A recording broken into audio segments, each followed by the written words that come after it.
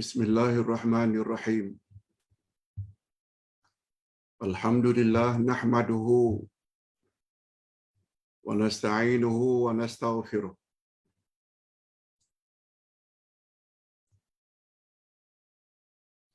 Wa na'udzu billahi min shururi anfusina wa min sayyiati a'malina. May yahdihillahu fala mudilla lahu wa may yudlil fala hadiya lahu. Asyhadu an la ilaha illallah wahdahu la syarika lah wa asyhadu anna Muhammadan abduhu wa rasuluh la nabiyya ba'dah. Allahumma salli wa sallim ala nabiyyina Muhammad wa ala alihi wa sahbihi ajma'in, amma ba'd. Hadirin dan hadirat serta para pemirsa yang saya hormati, Assalamualaikum warahmatullahi wabarakatuh.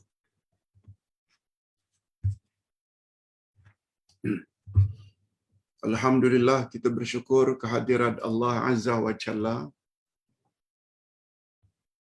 Berkat taufiknya pada petang ini kita dapat bersua dalam majlis ilmu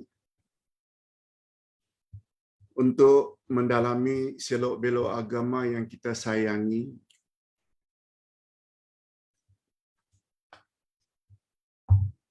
Berdasarkan buku Pendinding Rumah Pengantin dan Bayi dari Gangguan Syaitan.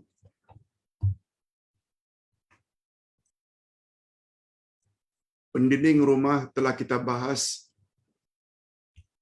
selama 2 sesi atau sebanyak 2 sesi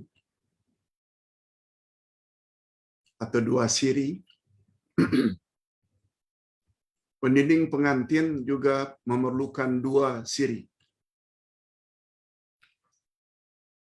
Siri yang pertama kita telah jelaskan pada minggu lalu atau beberapa hari yang lalu.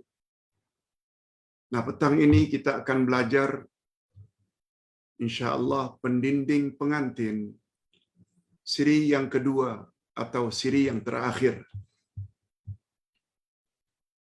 Nah, karena petang ini adalah kuliah kita online secara online, ini adalah ceramah yang terakhir sebelum Ustaz berangkat umrah. Pendinding baby atau pendinding bayi dari gangguan syaitan, insya-Allah kita akan belajar pada bulan Syawal nanti, insya-Allah, sekembali Ustaz dari umrah. Okey. Seperti biasa, kelas kita bagi 2. Pertama, membahas tentang pendinding pengantin. Bahagian yang kedua, dari gangguan syaitan. Dan sesi yang kedua adalah menjawab beberapa soalan jemaah.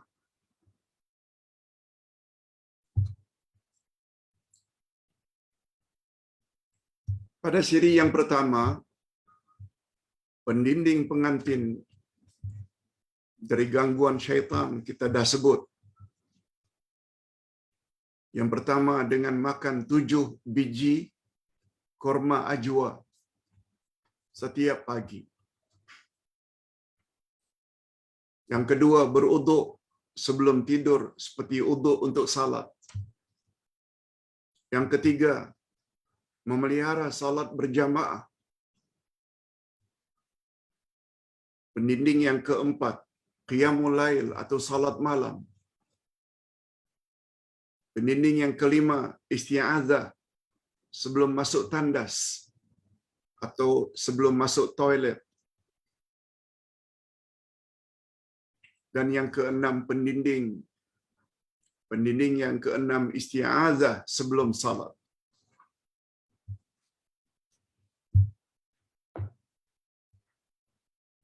Pada siri yang kedua, kita akan sambung dengan pendinding yang ketujuh.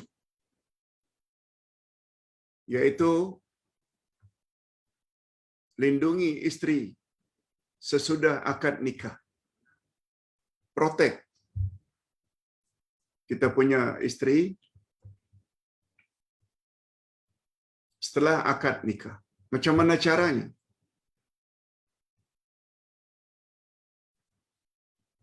Sesudah ucapan maaf, setelah upacara akad nikah, sebaiknya pengantin lelaki mengusap pada ubun-ubun pengantin perempuan sambil membaca. Ini bacaannya yang datang dari Nabi. Hadis derajatnya hasan menurut Syekh Nasaruddin Albani, riwayat Abu Dawud. Ada dalilnya. Walaupun barangkali banyak di antara kita yang tidak lakukan. Banyak dari kalangan orang-orang hari ini habis akad sujud syukur.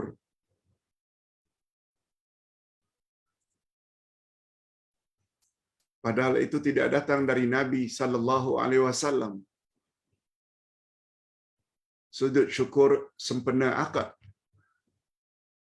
Yang datang dari Nabi, selesai akad nikah,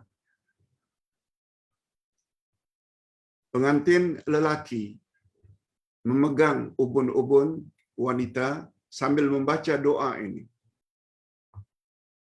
Allahumma inni as'aluka khairaha wa khaira ma jabalatha alaih wa a'udzu bika min syarriha wa syarri ma jabalatha alaihi. Allahumma barik li fiha wa qiha syarra hasidin idza hasad wa sahirin idza sahar wa makirin idza makar. Ini yang diajar oleh Nabi.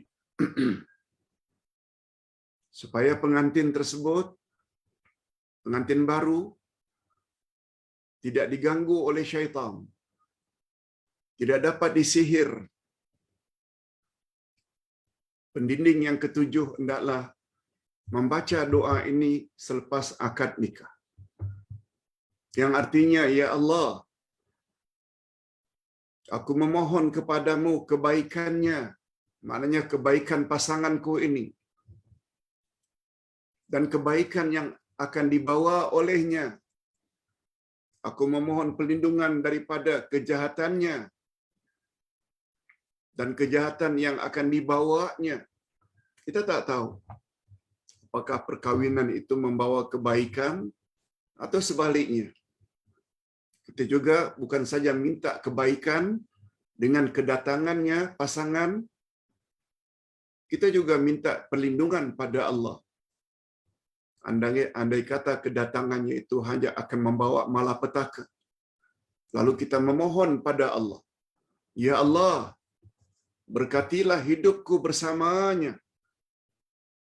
dan lindungilah dia daripada kejahatan orang-orang yang dengki jika ia dengki, dan daripada kejahatan tukang sihir jika dia disihir, dan daripada kejahatan orang yang mempunyai rencana jahat jika dia merencanakan untuk berbuat jahat.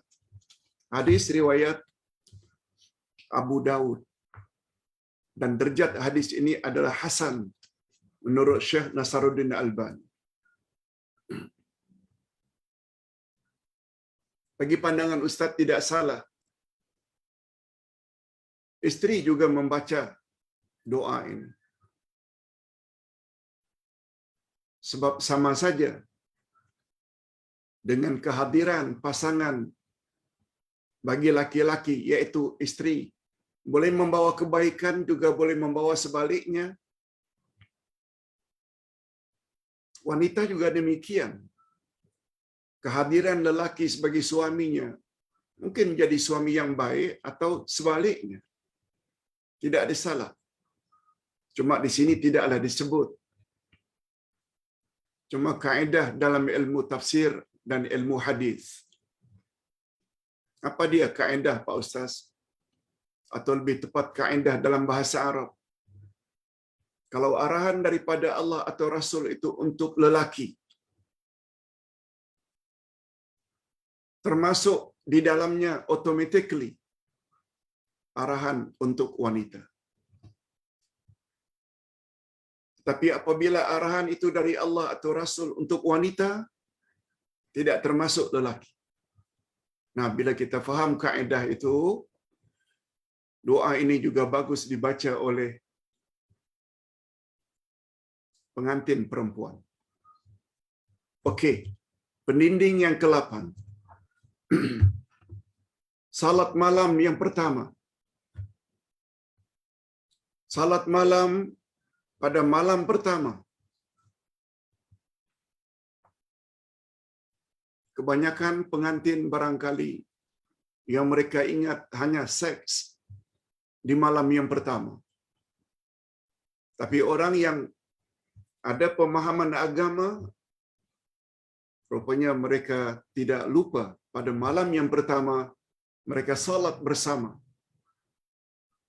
Jika pengantin perempuan tidak dalam halangan period atau haid. Kita baca sedikit.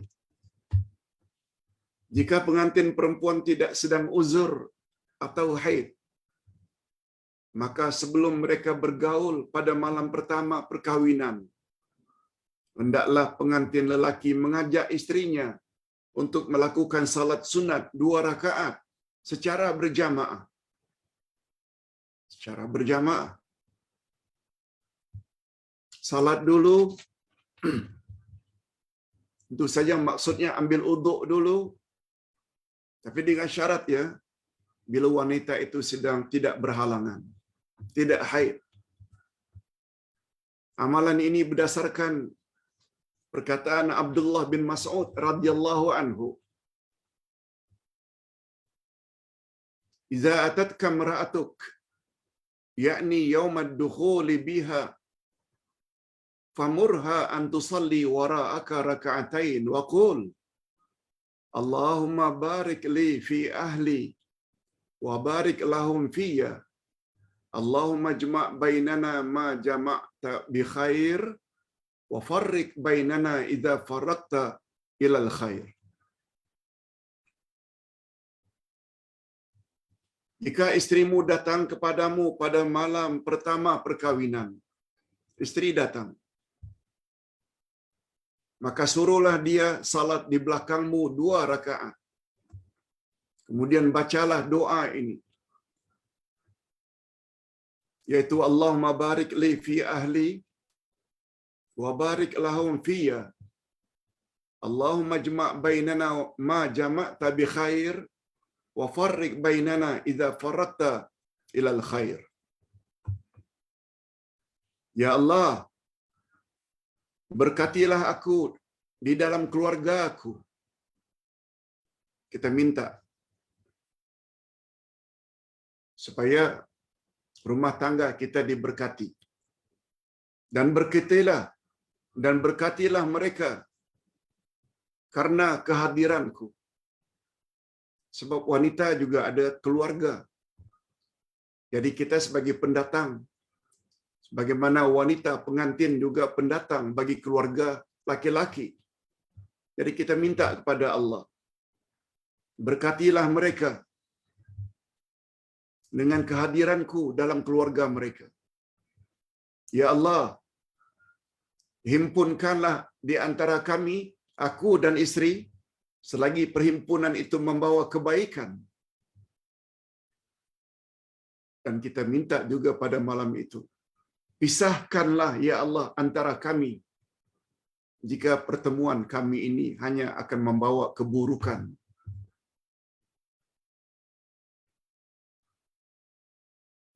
Atau dengan kata lain, andai kata perpisahan itu justru membawa kebaikan. Kita tak tahu next time apakah membawa kebaikan atau tidak, tapi kita minta malam itu. Himpunkanlah kami ya Allah selagi perhimpunan ini membawa kebaikan, dan pisahkanlah di antara kami jika perpisahan itu juga membawa kebaikan. sehingga masing-masing mencari pasangan baru yang mungkin lebih berbahagia. Jangan tanya, Ustaz, ini panduan dari Rasul, ini panduan daripada sahabat Nabi sallallahu alaihi wasallam yang bagus untuk kita ikuti. Pendinding yang kesembilan, doa ketika akan bergaul. Rupanya ketika akan jima, bukan hanya pada malam yang pertama, begitu juga pada malam-malam berikutnya. Kita umat Islam disuruh oleh Allah agar berdoa. Bukan saja hubungan kita itu diberkati oleh Allah, juga zuriat hasil daripada hubungan malam itu juga diberkati oleh Allah dengan zuriat yang saleh dan salihah. Ini penjelasannya. Setiap Muslim menginginkan zuriat atau keturunan yang saleh dan salihah. Yes. Semua Muslim Muslimat mengharapkan. Dan agar terhindar daripada gangguan syaitan, Islam mengajar kita supaya usaha ke arah itu perlu dibuat lebih awal lagi. Lebih awal lagi. Bukan setelah anak lahir.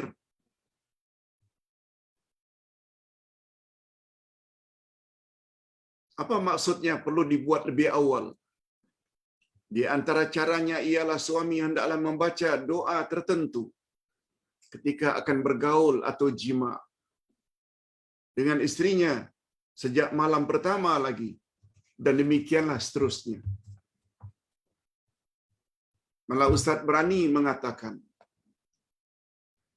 ingin mendapat zuriat yang saleh dan salihah, kita perlu buat lebih awal daripada perkawinan. Lebih awal daripada membaca doa ini ketika malam pertama. Bagaimana caranya pula, Pak Ustaz?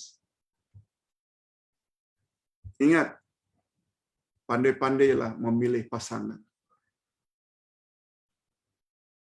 Itu belum jima lagi. Baru nak bertunang saja. Pilih baik-baik. Sebab Nabi bersabda, "Tunkahum ra'ah li arba." Wanita dikawini atas 4 sebab. Karena kecantikannya, karena keturunannya, karena hartanya, dan karena agamanya. Fazfar bidzatid din taribat siyadak. Utamakan faktor agama, pasti kamu akan beruntung.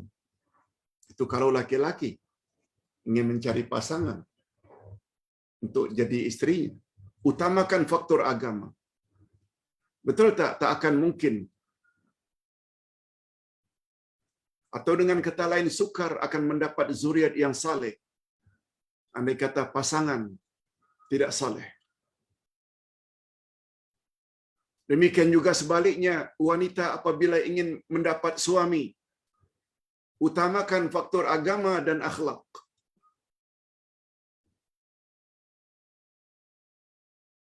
Sebab Nabi Muhammad sallallahu alaihi wasallam bersabda, "Hei para wali," maknanya wali nikah. Wali nikah maknanya wali bagi pihak gadis. Sama ada bapa atau uncle atau abang. Apa kata Nabi? "Hei para wali, jika datang kepadamu laki-laki yang baik agamanya dan baik pula akhlaknya, terimalah pinangan tersebut. Sebab jika kamu tolak pinangan orang tersebut yang agamanya baik, akhlaknya baik, jika kau tolak, maka akan terjadi fitnah yang berkepanjangan." Ini memberi isyarat. Bukan hanya laki-laki mesti memilih wanita yang beragama, baik agamanya dan akhlaknya. Wanita juga dalam memilih pasangan perlu mengutamakan laki-laki yang baik agamanya dan baik akhlaknya. Bukan asal kaya, bukan asal handsome, bukan asal dia keturunan orang-orang tertentu. No. Faktor agama dan akhlak mesti diutamakan. Ingat bapa-bapa dan ibu-ibu, ini panduan. Jika akan mengawinkan anak atau cucu, faktor agama dan akhlak itu hendaklah didahulukan. Okey.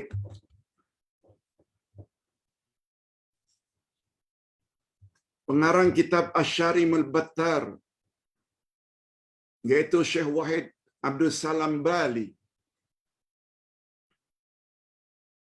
Ini satu orang yang cukup terkenal dalam bukunya Asy-Syarimul Battar. Bagaimana cara untuk menangkis sihir, itu bukunya. Kalau tidak salah, dia orang Arab Saudi, tinggal di Jeddah. Ustaz ada bukunya. Beliau berkata, jin kafir yang kemudian memeluk Islam, jin kafir yang kemudian memeluk Islam dan bertobat kepada Allah, pernah membisikkan kepada aku. Apa yang dia bisik? Bahwa dia ikut serta bersama suami yang terkena sihir ketika menggauli atau menjimat isterinya. Karena ia tidak membaca doa ini. Nah, syaitan Islam, jin Islam mengaku setelah dia tobat, dia dulu pernah bersama dengan laki-laki ketika bergaul dengan isterinya, sedangkan laki-laki itu sudah terkena sihir. Bila dia bersama, ketika ia melakukan hubungan kelamin, disebabkan karena laki-laki itu tidak membaca doa ini. Subhanallah, Maha Suci Allah. Berapa banyak perbendaharaan ilahi, ajaran ilahi ini yang sangat berharga, tetapi kesayangnya sungguh banyak di antara kita yang tidak mengetahui. Allahu Akbar. Allahu Akbar. Majoriti kita tak pernah tahu akan hakikat ini. Sebagaimana Ustaz ada sebut sebelum ini. Bila kita masuk rumah, tak baca salam. Bila makan, tak baca bismillah. Apa yang terjadi? Syaitan akan memanggil kawan-kawannya. Hei kawan-kawanku sekalian. Malam ini kita ada hotel untuk menginap. Malam ini kita ada restoran untuk makan bersama. Sebab pemilik rumah ini ketika masuk rumah tak baca salam. Untuk itu kita boleh tidur bersama mereka dalam rumah ini. Mereka kalau makan, anak beranak tak baca bismillah, kita boleh makan bersama-sama mereka. Itu kita dah tahu dah. Rupanya lebih daripada itu, apabila sang suami mengadakan hubungan kelamin, tidak membaca doa, sebentar lagi kita akan sebut doanya. Rupanya suami tersebut bersama syaitan. Jadi macam mana kita akan dapat anak yang saleh dan salihah?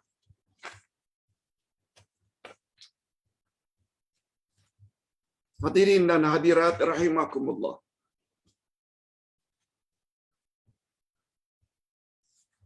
Daripada Abdullah ibnu Abbas. Minta maaf, Ustaz belum baca doanya tadi. Terlepas.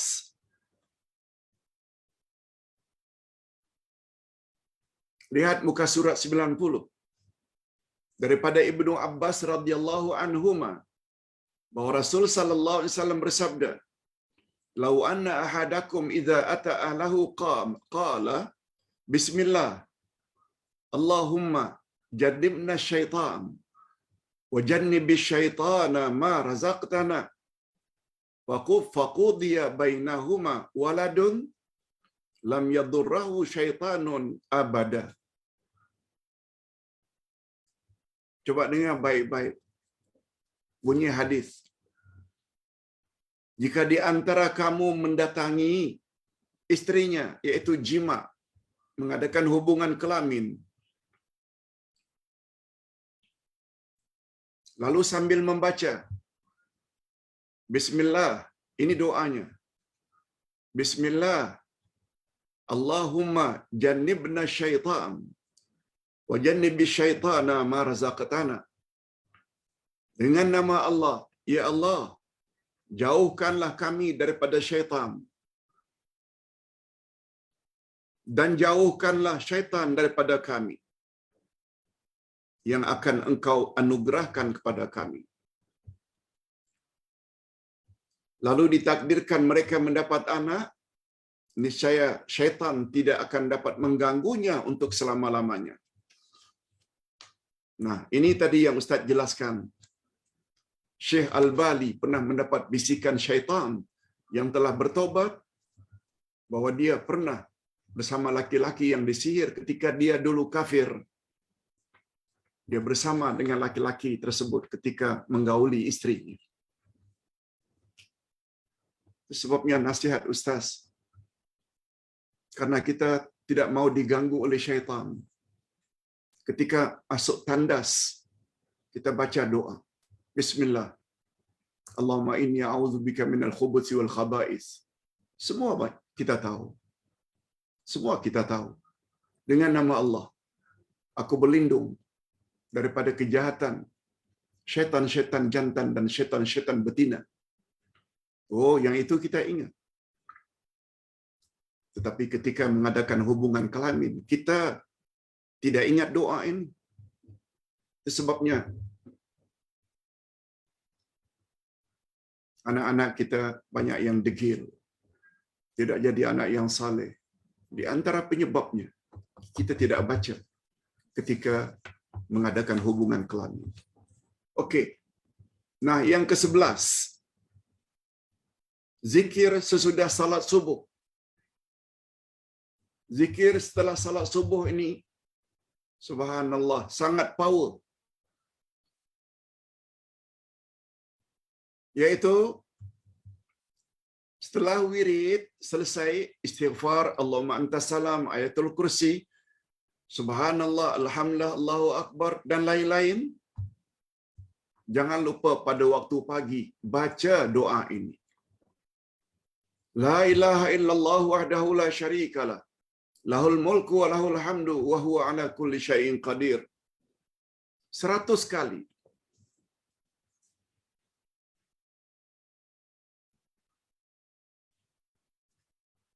Niscaya orang tersebut tidak dapat diganggu oleh syaitan. Ustaz ada tulis dalam buku Ustaz yang terbaru, yaitu penyakit ain dan cara untuk merawatnya. Ustaz ada masukkan doa ini.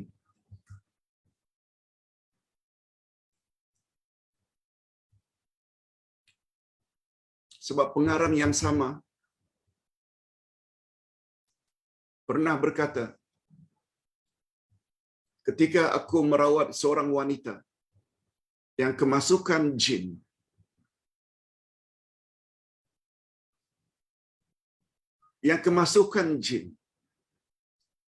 manusia kan boleh kesurupan, masuk jin, diganggu. Lalu saya pun rawat.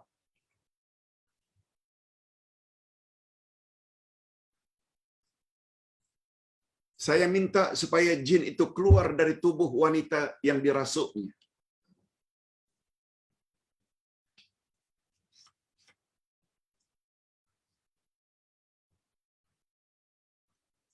Jin tersebut menjawab, aku tidak akan keluar dari tubuh wanita ini. Itu jawabannya.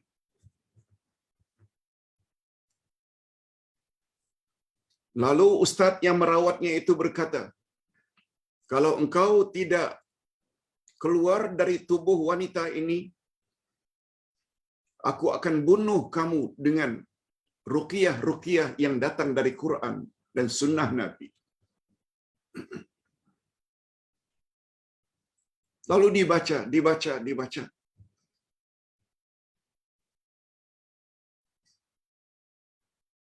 Lalu disuruh lagi agar keluar.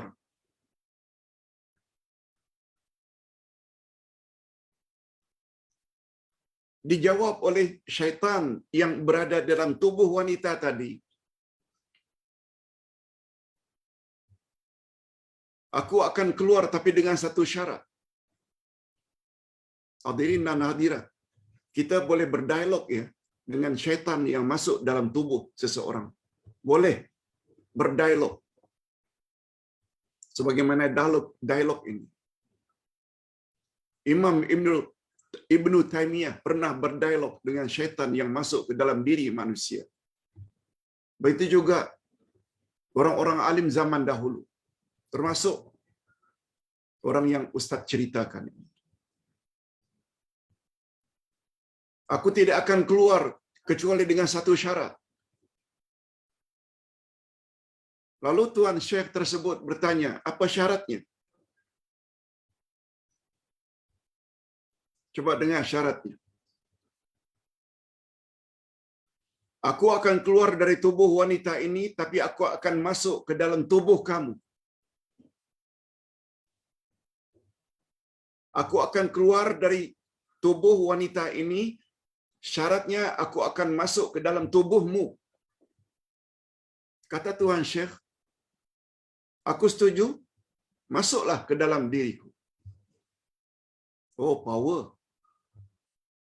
Rupanya kita juga ada power. Boleh dapat power itu.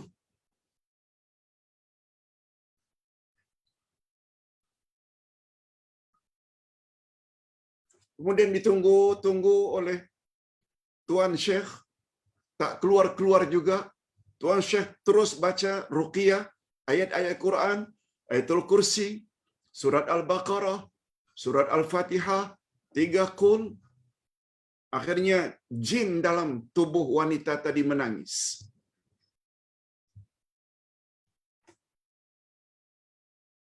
Begitu kedengaran suara menangis, Tuan Syekh bertanya, mengapa kamu menangis? Tadi kau akan masuk ke dalam tubuhku, silakan. Jin menjawab, ini jawabannya. Mahal nih ilmu ini.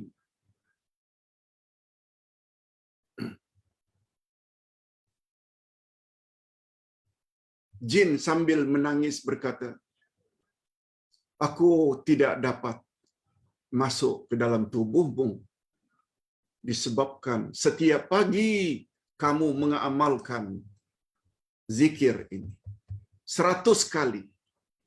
La ilaha illallah wahdahu la syarikalah. Lahul mulku wa lahul hamdu wa huwa ala kulli syai'in qadir. 100 kali. Dengan kata lain, dengan 100 kali bacaan ini kita telah protect diri kita dari gangguan syaitan sehingga syaitan tak boleh masuk. Ini sesuai dengan pengakuan Tuan Syekh tadi.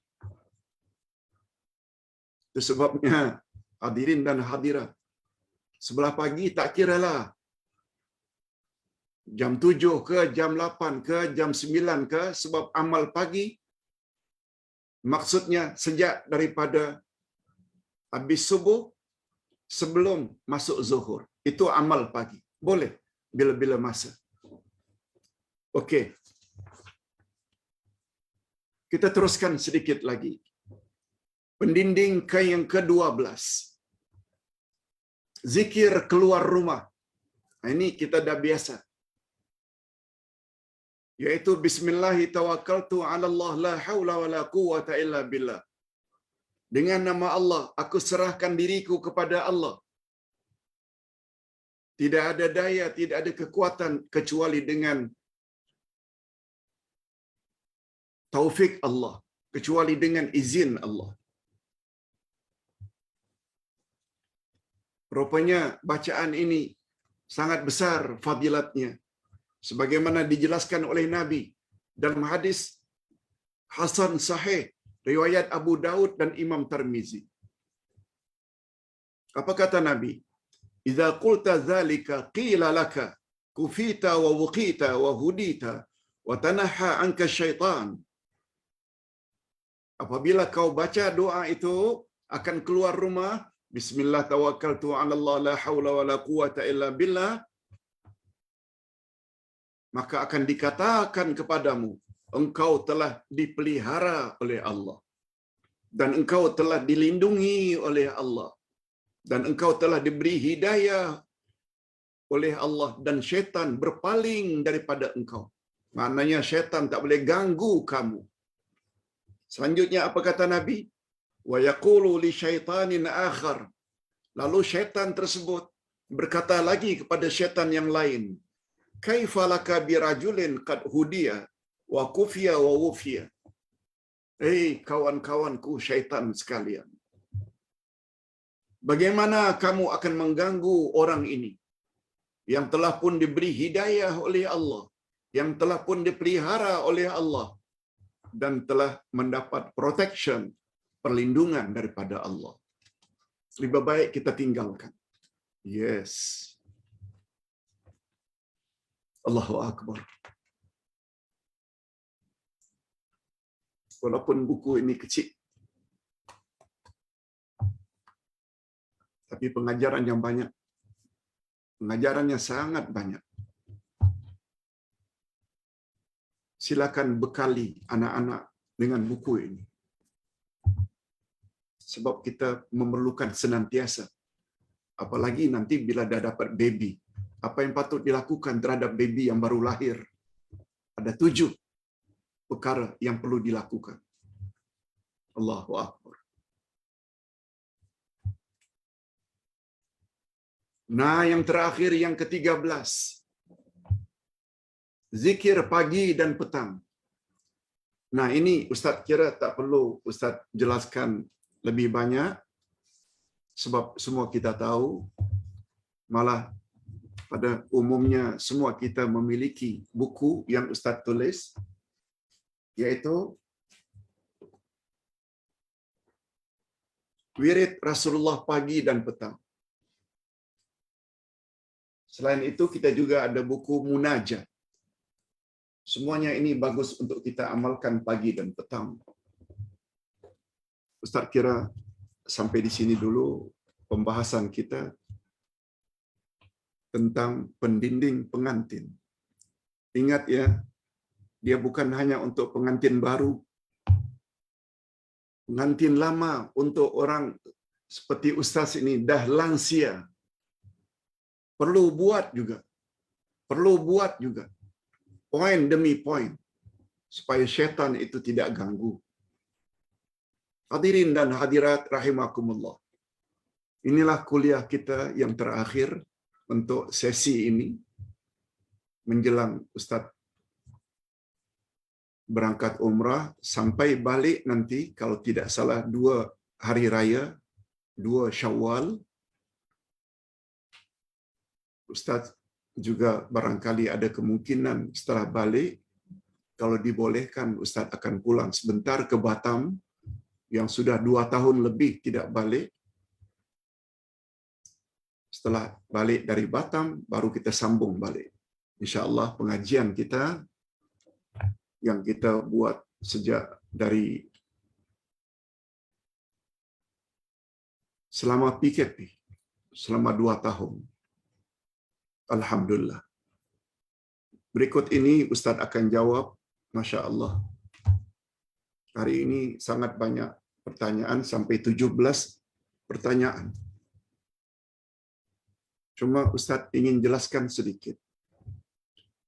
Walaupun ceramah online kita tiadakan esok seterusnya sampai Ustaz balik, namun demikian Ustaz rasa kasihan juga dengan para jemaah. Ya Allah, sunyilah kami Pak Ustaz dalam beberapa minggu ini Ustaz cuba untuk hibur, menyenangkan hati jemaah dengan cara yang rasanya Ustaz mampu. Ustaz tetap akan berusaha menjawab soalan-soalan para jemaah. Kirimlah soalan. Selama Ustaz berada di sini, Ustaz akan jawab dengan studio ini atau di luar rumah. Kalau Ustaz sedang berada di Mekah atau Madinah, Ustaz akan jawab dengan membuat recording yang Ustaz akan kirim pada grup dan dimasukkan dalam Facebook. Walaupun bukan dalam bentuk ceramah, tapi lebih kepada menjawab soalan-soalan jemaah. Oleh sebab itu,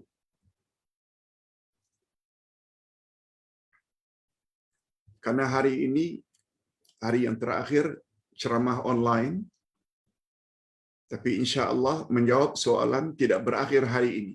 Esok, lusa, kecualilah mungkin pada hari keberangkatan Ustaz hari Sabtu nanti, Ustaz tidak buat video atau YouTube, silakan buat pertanyaan. Insya Allah, Ustaz akan buat semampu yang boleh, walaupun hanya setengah jam atau 40 minit. Hadirin dan hadirat rahimakumullah.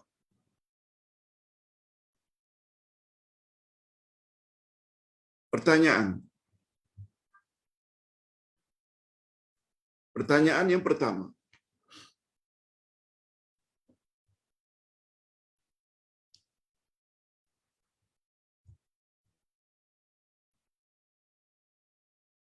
Soalan yang pertama,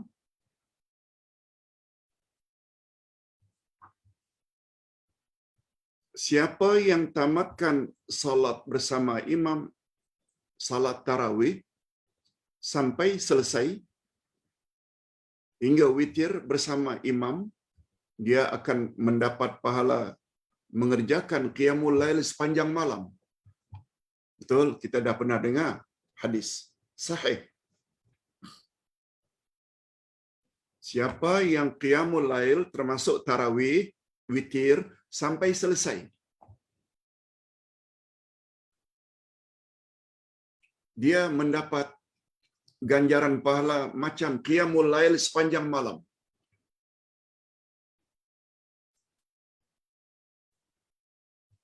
Lalu ditambah oleh yang bertanya, juga ada hadis lain Pak Ustaz. Siapa yang dapat salat berjamaah, salat subuh,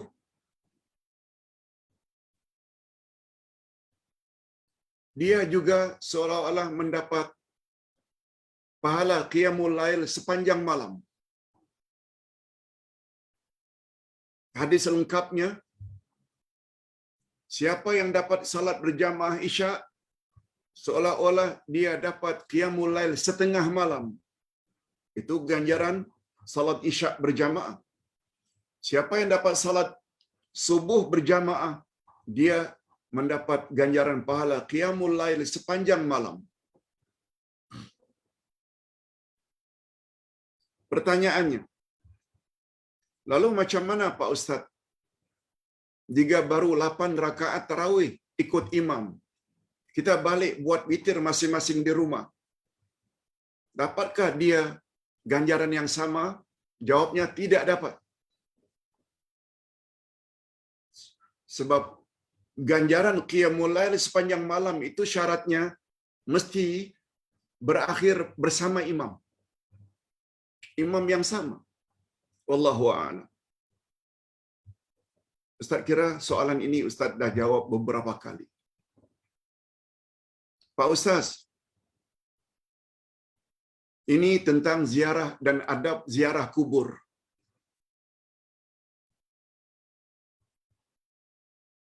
Saya telah dapat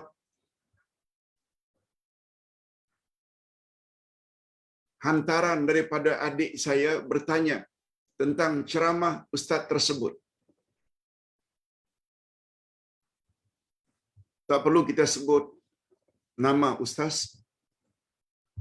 Yang penting bagi kita ilmu. Dengar baik-baik. Minta maaf ya kalau tidak habis semuanya.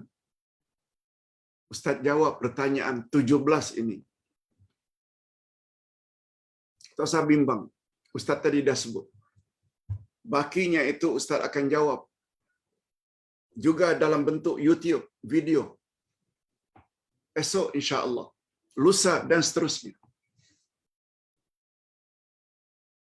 Sebab Ustaz berkeyakinan, sebagaimana yang Ustaz sebut semalam, siapa yang membuat seseorang itu jadi happy, Allah Subhanahu wa taala akan balas.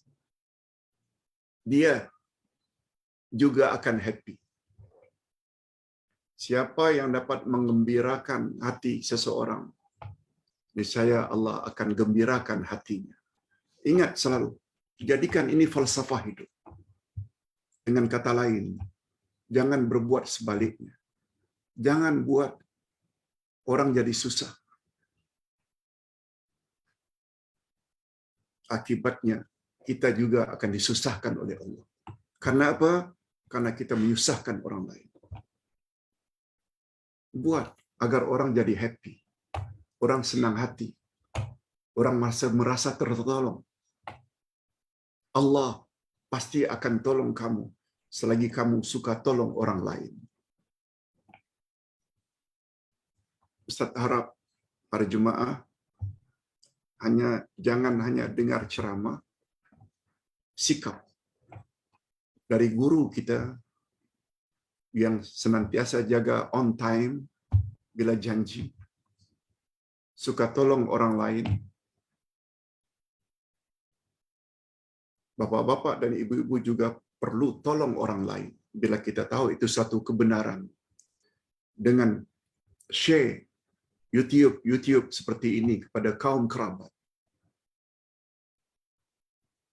Hadirin dan hadirat, berbalik kepada persoalan.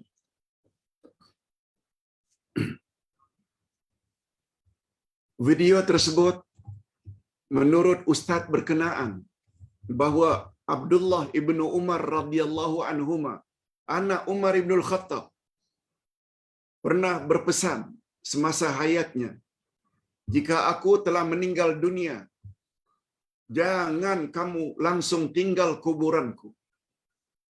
Jangan. Jangan tinggal kuburanku sebagaimana kamu meninggalkan binatang setelah ditanam. Jangan. Tapi bacalah oleh kamu di bahagian kepala aku yang sudah dikuburkan di bahagian kepala. Surat Al-Baqarah 5 ayat pertama. Dari Alif Lam Mim sampai ayat yang kelima. Wa ulaika humul muflihun. Dan bacalah di bahagian kakiku 3 ayat terakhir dari surat Al-Baqarah yang bermula daripada lillahi ma fis samawati wa ma fil ard, disambung dengan amanar rasul, disambung dengan la yukallifullahu nafsan illa wus'aha, diakhiri dengan fansurna 'alal qaumil kafirin. Itu pesan daripada Abdullah bin Umar ibn Khattab radhiyallahu anhu.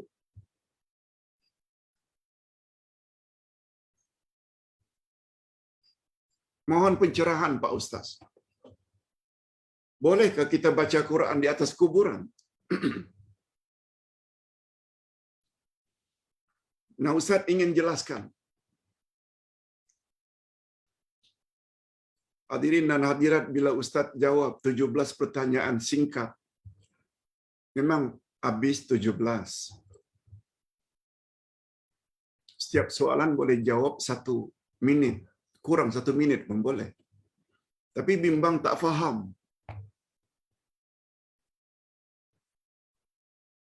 Sebab kata Sayyidina Ali, la ibadata bila tafaqquhin. Tak ada gunanya bila tak faham. Kefahaman ini yang mustahak. Apalagi dalam bab ini. Kita banyak lihat orang baca Yasin di atas kuburan. Ini pula dibawa kata-kata Abdullah bin Umar bin Al-Khattab berpesan, jangan lupa untuk membaca di bahagian kepalaku setelah aku dikuburkan 5 ayat pertama Al-Baqarah, di bahagian kakiku 3 ayat terakhir dari surah Al-Baqarah.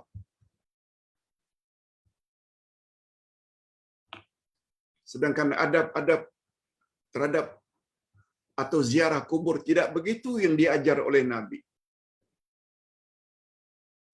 Aisyah radhiyallahu anha pernah tanya, "Ya Rasulullah, bila aku ziarah kubur, apa yang aku patut lakukan?"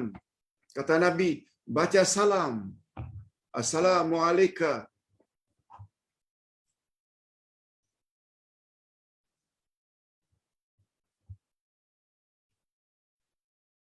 Maaf. Assalamu alal muslimin wal muslimat wal mu'minin wal mu'minat. Atau assalamu alaikum ya ahlal kubur minal muslimin wal muslimat wa inna bikum insyaallah lahiqun. Selamat sejahtera untuk kamu sekalian, hai orang-orang Islam, lelaki dan wanita. Dan kami akan menyusul kamu tak lama lagi, insya-Allah. Itu salam untuk bila ziarah kubur. Macam mana dengan bacaan Al-Quran? Coba dengar. Kita dah bahas ketika pendinding rumah dari gangguan syaitan. Apa kata Nabi? Satu di antara 15 perkara mendinding rumah, yaitu kita hendaklah membaca surat Al-Baqarah. Berdasarkan hadis Nabi, la taj'alu buyutakum qubura, innal baita tuqra'u fihi suratul Baqarah la yadkhulu syaitan. Dengar baik-baik terjemahannya. Jangan kamu jadikan rumah-rumah kamu itu seperti kuburan, yakni sunyi senyap macam kuburan. Jangan. Sesungguhnya rumah yang dibaca surat Al-Baqarah, syaitan tak boleh masuk. Apa pengajaran yang dapat diambil? Kalau kita tidak mahu diganggu rumah kita oleh syaitan, sama ada namanya hantu raya, sama ada namanya polong, sama ada namanya toyol, silakanlah namakan hantu-hantu itu, yaitu syaitan-syaitan tersebut. Bila kita protek rumah kita dengan membaca surah Al-Baqarah, syaitan tak boleh masuk. Itu surat Al-Baqarah powerful. Hadirin dan hadirat, cara mengambil pemahaman hukum, istinbat hukum, kesimpulan hukum, Ustaz selalu ulang, ada 2 cara. Mantuk dan mafhum. Mantuk yaitu secara tersurat, dan yang kedua mafhum yaitu tersirat. Kesimpulan hukum yang dapat diambil secara tersurat, kalau ingin rumah tidak diganggu oleh syaitan, baca dalam rumah surat Al-Baqarah. Walaupun 3 hari baru tamat, walaupun seminggu baru tamat, baca secara berangsur-angsur. Sampai 5 hari baru khatam, no problem. Nanti ulang lagi.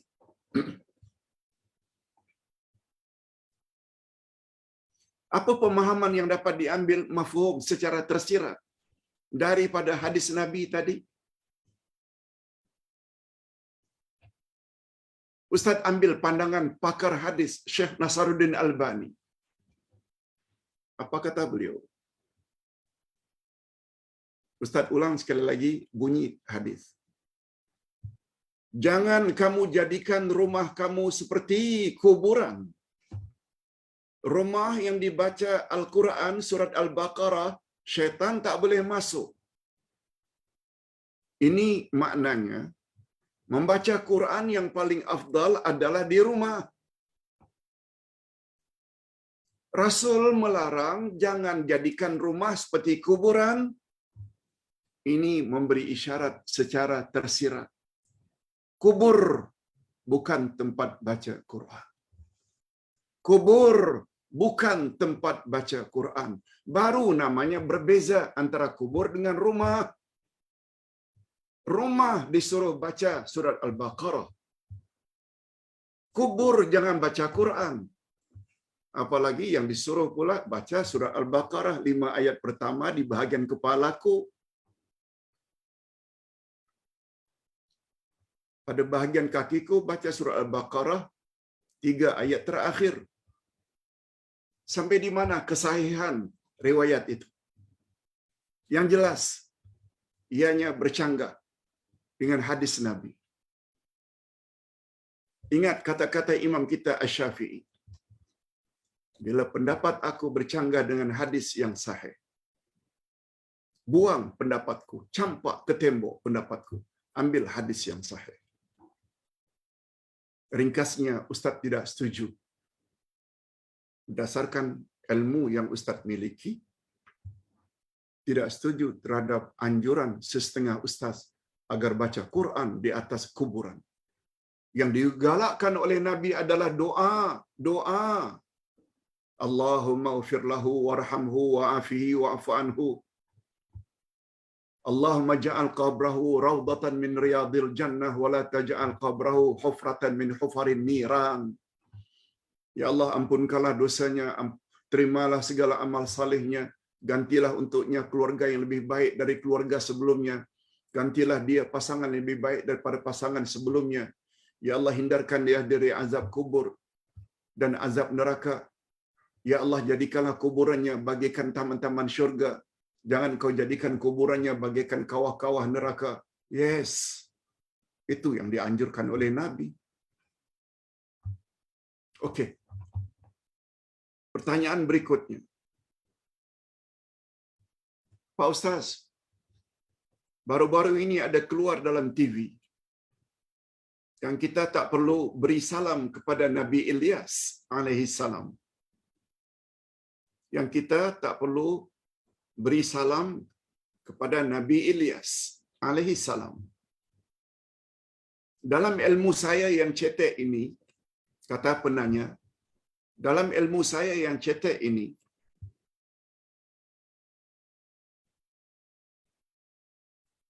saya tentu saja jemaah yang lain ingin tahu sebabnya. Walhal dalam surah As-Saffat, Allah sendiri beri salam kepada Nabi Nuh. Allah sendiri pernah beri salam kepada Nabi Ibrahim, Nabi Musa, Nabi Harun, alaihimus salatu wassalam, serta Nabi Ilyas. Mohon serta Nabi Ilyas. Mohon penjelasan Pak Uday. Hadirin dan hadirat, kita digalakkan memberi salam kepada semua Nabi. Itu sebabnya bila kita sebut Nabi Musa alaihi salam, Nabi Harun alaihi salam, mudah-mudahan Engkau beri keselamatan kepada mereka, ya Allah. Itu makna alaihi salam. Selalu kita singkatkan dengan AS, alaihi salam. Begitu juga Nabi Nuh, Nabi Ibrahim.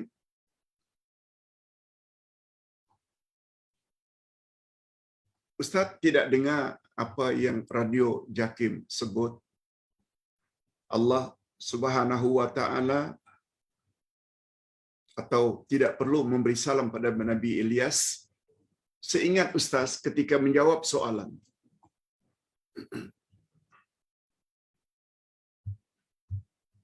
Kalau kita ingin merawat kita punya sakit lutut, kata Ustaz berkenaan,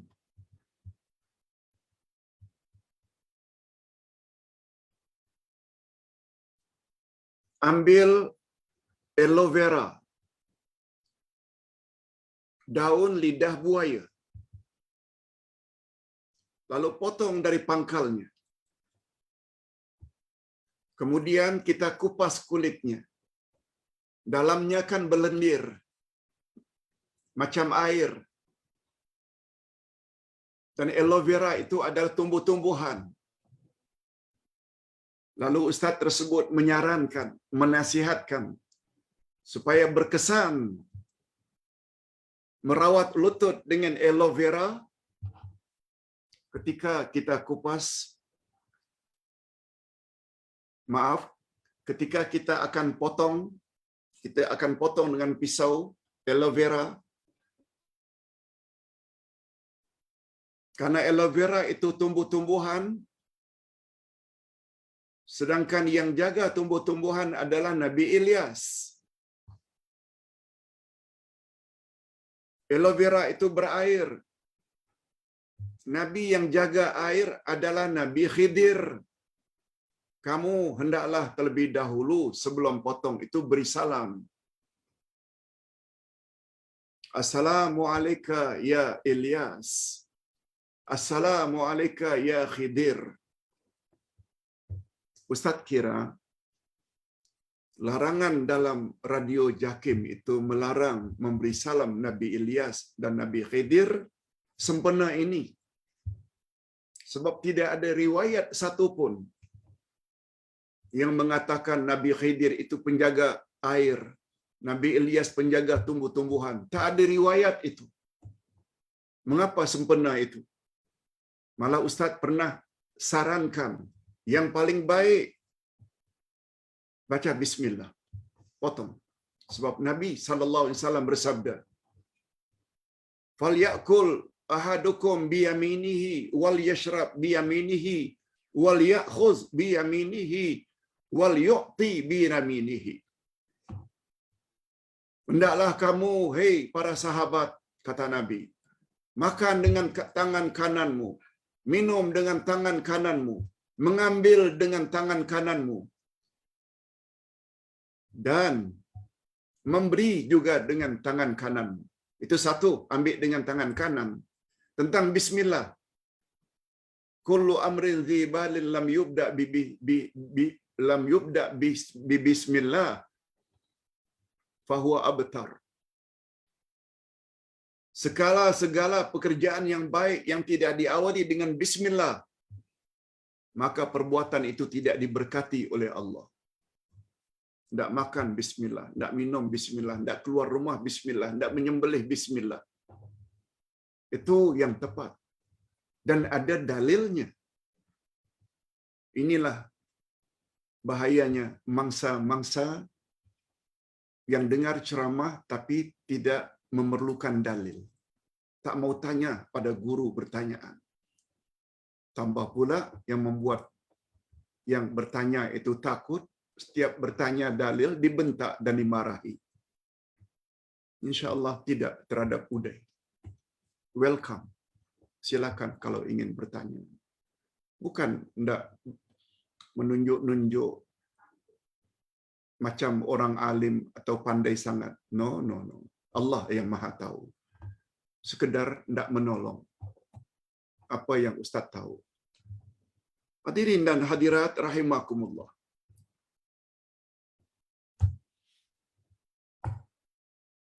Kita tambah satu lagi atau dua lagi.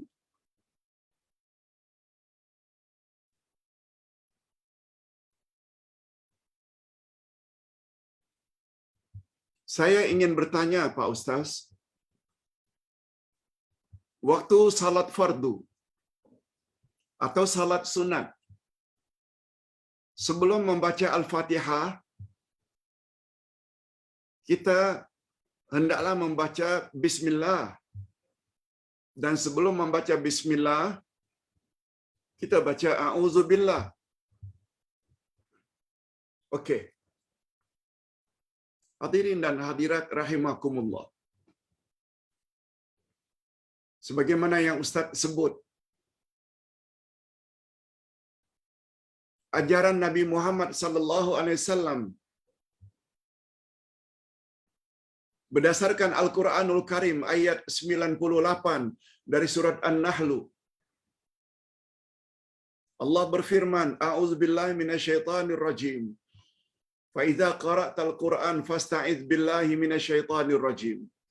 Bila kamu akan membaca Al-Quran, awalilah bacaanmu itu dengan a'udzubillahi minasyaitonir rajim. Ini dalilnya. Bila hendak mula-mula baca Quran, awalilah dengan a'udzubillahi minasyaitonir rajim. Ini pula lah dalilnya kita nyatakan tak setuju dengan seorang ustazah yang menyuruh supaya bila akan membaca Quran, awali dengan doa ayat 9 dari surat Al-Hijr. Inna nahnu nazzalna dzikra wa inna lahu lahafizun. Niscaya jika kita baca Quran ternyata salah, malaikat-malaikat akan perbetulkan kesalahan bacaan kita. Tak ada dalil langsung yang datang daripada Allah bila akan memulai baca Quran, sama ada di dalam salat atau di luar salat, awali dengan a'udzubillahi minasyaitonir rajim. Itu ada dalil. Nah, karena surat Al-Fatihah adalah rukun, mesti baca.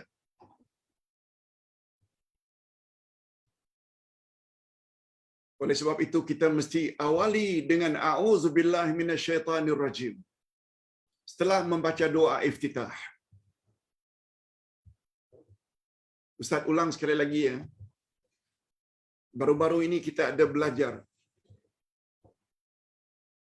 Allahu akbar kabira walhamdulillahi katsira wa subhanallahi bukrata wa asila. A'udzubillahi minasyaitonir rajim min hamzihi wa nafthihi wa nafsihi. Para ulama berbeza pendapat, apakah itu Pak Ustaz perlu dibaca sebelum takbiratul ihram? Apakah ia perlu dibaca setelah takbiratul ihram sebagai doa iftitah? Hadirin dan hadirat, kedua-dua pandangan itu ada hujahnya masing-masing. Kita boleh baca sebelum takbir, kita juga boleh baca sesudah takbiratul ihram. Yang penting berakhir dengan a'udzubillahi minasyaitonir rajim. A'udzubillah ada beberapa versi ya. Yang biasanya a'udzubillahi minasyaitonir rajim. Versi yang lain a'udzubillahi samiil alim minasyaitonir rajim. Versi yang lain a'udzubillahi minasyaitonir rajim min nafthihi wa nafsihi wa nafsi. Ada 3 versi, 4 versi, 5 versi. Semuanya boleh. Kemudian baru baca Bismillahirrahmanirrahim. Alhamdulillahirabbil alamin arrahmanirrahim. Apalagi menurut pendapat yang lebih kuat, Bismillahirrahmanirrahim itu adalah ayat pertama dari surat Al-Fatihah.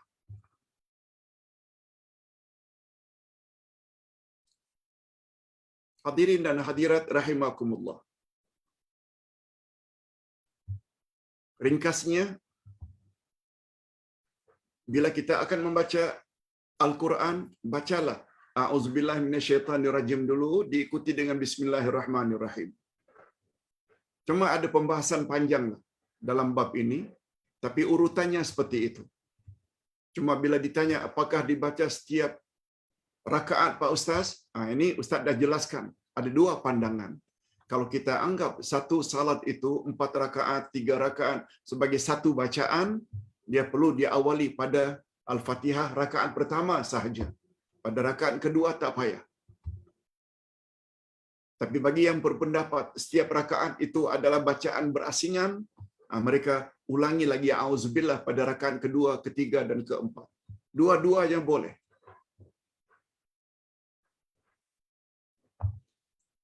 Yang kelima, terakhir untuk petang ini.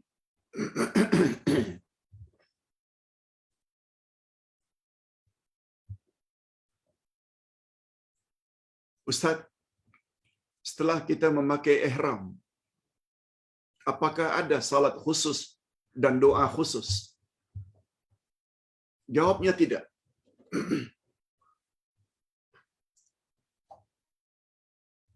Ustaz ada tulis di dalam buku Ustaz, pedoman haji dan umrah.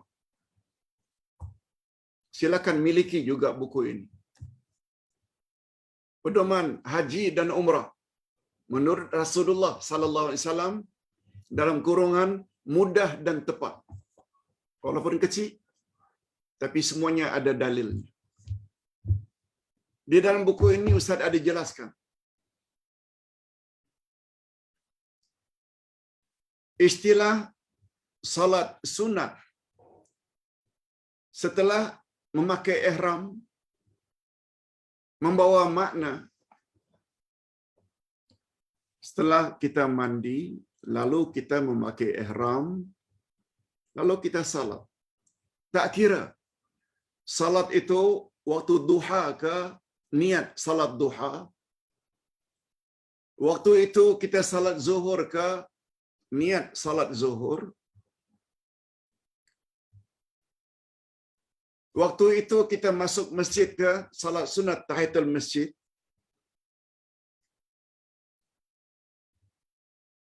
salat sunat ihram sudah cover dengan membuat salat jenis apapun. Yang penting kita telah mandi, memakai ihram, lalu salat 2 rakaat.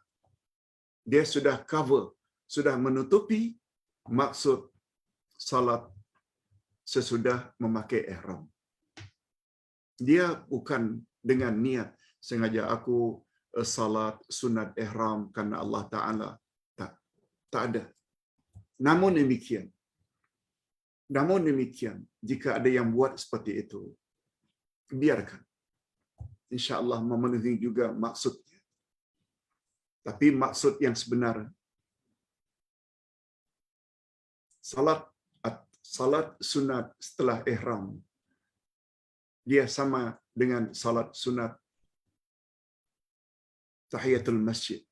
Boleh menumpang mana-mana salat. Umpamanya dari Madinah, kita pergi ke Bir Ali.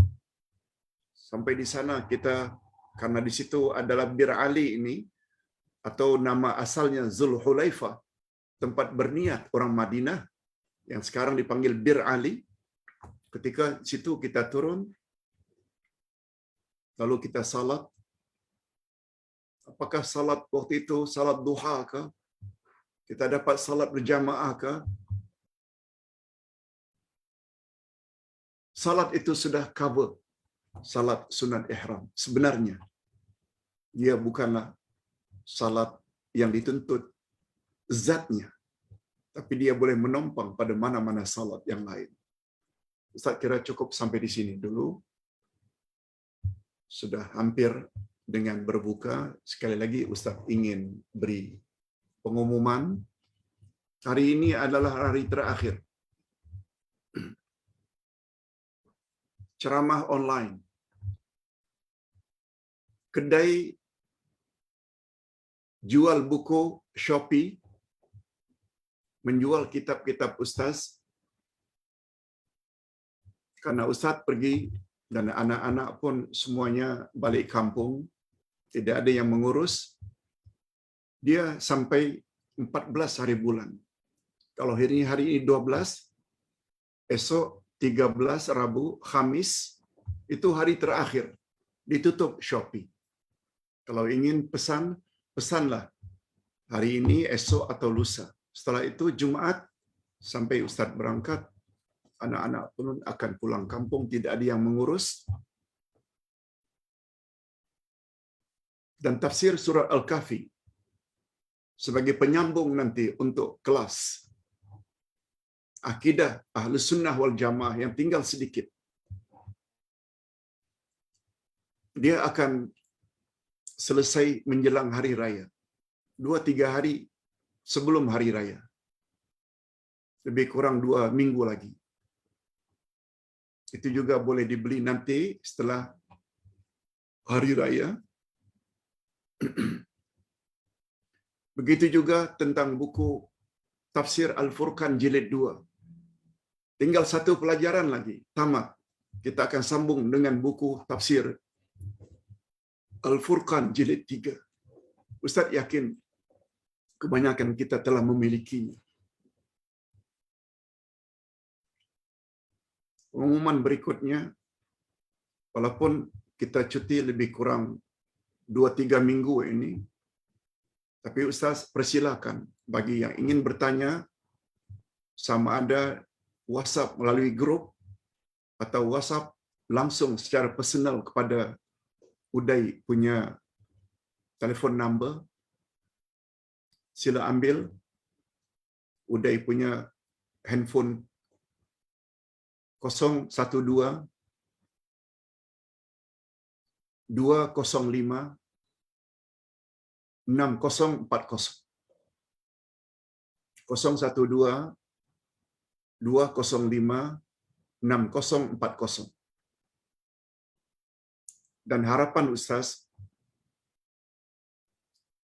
karena jawaban setiap soalan itu akan masuk dalam grup, Ustaz harap sangat bagi jemaah yang belum lagi join grup, supaya WhatsApp kepada tim atau kepada Ustaz sendiri untuk Ustaz add di dalam grup, baru mampu untuk membaca soalan-soalan yang Ustaz jawab. Baik, kita akhiri dengan doa. Alhamdulillahirabbil alamin. Wassalatu wassalamu ala asyrafil anbiya'i wal mursalin wa ala alihi wa sahbihi ajma'in. Rabbana ighfir lana dzunubana wa liwalidina warhamhum kama rabbawna shighara. Rabbana hab lana min azwajina wa dzurriyyatina qurrata a'yun waj'alna lil muttaqina imama. Allahumma ja'alna wa walidina wa auladina wa dzurriyyatina wa aqribaina wa jama'atina min utaqaika minan nar. Ya Allah, ampunkanlah dosa kami dan dosa kedua ibu bapa kami, dan cucurilah mereka, ya Allah, rahmat-Mu sebagaimana mereka telah didik kami sejak dari kecil. Ya Allah, berilah kami pasangan hidup dan zuriat keturunan yang menyedapkan pandangan mata dan hati kami, dan jadikanlah kami pemimpin bagi orang-orang yang bertakwa. Ya Allah, masukkanlah kami, begitu juga ibu bapa kami, begitu juga zuriat kami, anak cucu kami, kaum kerabat kami, saudara mara kami, dan jemaah kami, khasnya yang terlibat dengan kuliah online ini. Masukkanlah kami semua ke dalam golongan orang-orang yang Engkau bebaskan daripada api neraka. Allahumma ja'alna min utaqaika minan nar. Allahumma ja'alna min utaqaika minan nar. Allahumma ja'alna min utaqaika minan nar. Ya Allah, masukkanlah kami ke dalam golongan orang-orang yang Engkau bebaskan daripada api neraka. Ya Allah, ya Tuhan kami, sudah sekian banyak ilmu yang telah kami dengar dan miliki. Oleh sebab itu, berilah kami kekuatan, ya Allah, untuk mengamalkan ilmu yang telah kami dapati dalam kehidupan sehari-hari. Sebab kami memiliki ilmu tapi tidak diamalkan, taubahnya bagaikan pokok yang tidak ada buahnya. Kami tahu, ya Allah, bahwa hidayah itu terbagi dua. Pertama, hidayah dengan makna al-bayan wal irsyad. Yang kedua, hidayah dengan makna taufik. Hidayah yang pertama yaitu memberi penjelasan dan bimbingan. Dan hidayah yang kedua, ini hanya milikmu. Buka hati dan dorong seseorang agar mengamalkan apa yang dia sudah tahu. Kami mohon, ya Allah, kedua-dua hidayah tersebut tolong Engkau berikan kepada kami.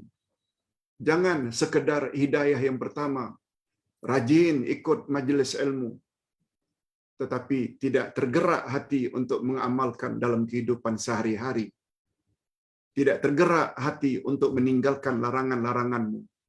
Sekali lagi kami mohon, belas kasihan-Mu, ya Allah, berilah kami kedua-dua hidayah tersebut. Bukan setakat rajin menghadiri majelis ilmu, mendengar kuliah dan tazkirah, tetapi Engkau juga dorong kami untuk mengamalkan untuk mentaatimu, untuk mentaatimu, buat suruhanmu dan jauhi laranganmu. Panjangkan usia kami, ya Allah, untuk terus menambah ilmu, sehingga kami menemui Engkau dalam keadaan sempurna akidah kami, amal ibadat kami, dan akhlak kami. Ya Allah, Engkau selamatkanlah siapa saja yang pergi umrah. Lancarkanlah perjalanan mereka, selamatkanlah mereka pergi dan balik. Khasnya untuk Ustaz kami Abdullah Yasin, sehingga dapat membimbing kami lagi setelah pulang dari umrah nanti. Wassallallahu ala nabiyyina Muhammad wa ala alihi wa sahbihi ajma'in. Subhana rabbika rabbil izzati amma yasifun wa salamun alal mursalin walhamdulillahi rabbil alamin. Subhanakallahumma wa bihamdik, asyhadu an la ilaha illa anta astaghfiruka wa atubu ilaik. Assalamualaikum warahmatullahi wabarakatuh.